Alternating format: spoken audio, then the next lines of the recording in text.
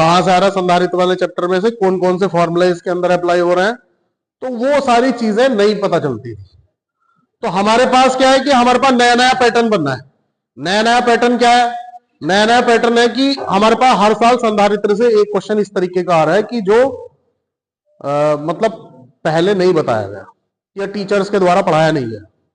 तो उन्हीं में से एक क्वेश्चन मैंने निकाल के रखा है ये कि भाई एक समांतर प्लेट संधारित्र की जो प्लेटों का बीच का क्षेत्रफल है वो ए है, प्लेटों के बीच का क्षेत्रफल दे रखा है, उनके बीच की दूरी जो है वो हमारे पास स्मॉल डी से इंडिकेशन करी गई है। जो प्लेटों के बीच की जो डिस्टेंस है इसको मान लीजिए ये हमारे पास स्मॉल डी है, और चित्र के अनुसार धारिता हमें ज्ञात करनी है। ये हमारे पास जो है वो डायग्राम दिया हुआ है भाई, और इसके अनुसार हमें टोटल धारिता ज्ञात करनी है। तो धारिता निकालने के लिए हमारे पास फॉर्मूला होता है C बराबर C1 प्लस C2, एक फॉर्मूला ये होता है, और दूसरा फॉर्मूला होता है 1/C is equal to 1/C1 plus 1/C2।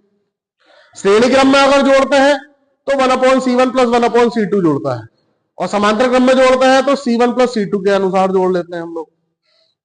तो सबसे पहले हम ये देखते हैं कि जो प्लेट है, पहली प्लेट जो है वो पहला संधारित्र जो है वो हमारे पास ये है।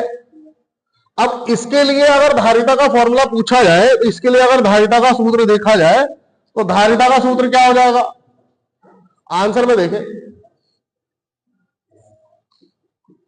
पहले संधारित्र के लिए धारिता C1 बराबर, हमारे पास धारिता का जो जनरली फॉर्मूला होता है C बराबर किसी प्लेट के लिए epsilon not A upon D होता है। Epsilon not A upon D होता है किसी भी संधारित्र के लिए। धारिता का सूत्र जो है वो क्या है? C बराबर epsilon not A upon D। अब इसके अनुसार अगर फॉर्मूले में रखेंगे वैल्यू को, तो हमारे पास यहाँ क्या दिया हुआ है? देखो क्षेत्रफल जो है वो कितना है, एरिया कितना दिया हुआ है, A/3 दिया हुआ है, और यहां पर भी दिया हुआ है 2A/3 दिया हुआ है दूसरे वाले संधारित्र के लिए। यहां पर परावैतांक भी दिया हुआ है, तो परावैतांक लगाने के लिए हम फॉर्मूला लगाते थे C बराबर K epsilon not A upon D। जहां पर परावैतांक उपस्थित होता था प्लेटों के बीच में, वहां पर ये वाला फॉर्मूला हम लगाते थे पहले से। ये वायु संधारित्र के लिए हो गया, ये वायु संधारित्र के लिए हो गया, और ये परावैतांक वाले माध्यम के लिए हो गया। अब यहां पर वायु संधारित्र के लिए कभी कभी C नॉट का भी इस्तेमाल करा जाता है। C not is equal to epsilon not A upon D लगा देते हैं। तो यहां बात K की हो रही है, तो हम फॉर्मूला लगा देंगे C1 बराबर K1 एप्सिलॉन नॉट, A की जगह पर दिया हुआ A/3, तो 3 को नीचे लिख लेंगे यहां, और अपॉन में D होता है तो D को भी यहां लिख लेंगे। तो यानी कि C1 बराबर हमारे पास आ गया K1 epsilon not A upon 3D। ये हमारे पास फर्स्ट इक्वेशन होगी। क्या इक्वेशन हो गई? फर्स्ट इक्वेशन हो गई। भाई हमने ध्यान दिया क्या, हमारे पास जो फॉर्मूला था वो था ये C बराबर K epsilon not A upon D। पहले वाले संधारित्र के लिए देखें तो हमारे पास क्या हो गया? C1 is equal to K1, यानी कि पहले वाला जो परावैतांक दिया हुआ है epsilon not A upon D। जो A/3 था हमारे पास, उसको हमने 3 को नीचे लिख लिया था, और D को इस तरीके से, इसको सही करके लिखा तो इस तरीके से लिखा गया। बात आ गई होगी समझ में सभी की। उसके बाद दूसरे वाले में देखें तो दूसरा वाला हमारे पास जो दिया हुआ है संधारित्र, वो उसके लिए भी देखेंगे। दूसरे संधारित्र के लिए, दूसरे संधारित्र के लिए धारिता,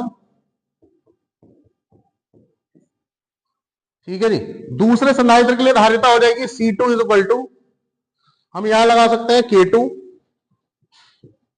एप्सिलॉन नॉट, यहां पर दिया हुआ है जो हमारे पास एरिया है वो 2A/3 है। कितना है? 2A/3 है, तो हम यहां लिख सकते हैं 2A अपॉन में नीचे 3, और D को हमने ऐसे सही करके अगर लिखा जाएगा तो हमारे पास हो जाएगा C2 is equal to K2 epsilon not 2A/3, या 2 को पहले लिख सकते हैं, 2 को पहले लिख सकते हैं सही करके, और थोड़ा ठीक करके क्या हो जाएगा? 2K2 हो जाएगा epsilon not A upon 3D। ये इक्वेशन नंबर होगी सेकंड। क्योंकि दोनों संधारित्र एक साथ जुड़े हुए हैं, दोनों संधारित्र एक साथ जुड़े हुए हैं, तो हम क्या कह सकते हैं? दोनों संधारित्र एक बार जुड़े हुए हैं तो हम कह सकते हैं कि C is equal to C1 plus C2। क्या फॉर्मूला लगा सकते हैं? C is equal to C1 plus C2 लगा देंगे। तो C is equal to C1 plus C2 हम फॉर्मूला लगाते हैं। C is equal to C1 plus C2, C1 plus C2 हो गया। अब C1 का मान हमारे पास क्या है? इक्वेशन नंबर फर्स्ट से हम लगा सकते हैं। तो C इज इक्वल टू हो गया epsilon K1 epsilon not A upon 3D plus 2K2 epsilon not A upon 3D। अभी एलसीएम सॉल्व करेंगे तो हमारे पास 3D एलसीएम है। 3D को ऐसे लिख लेंगे।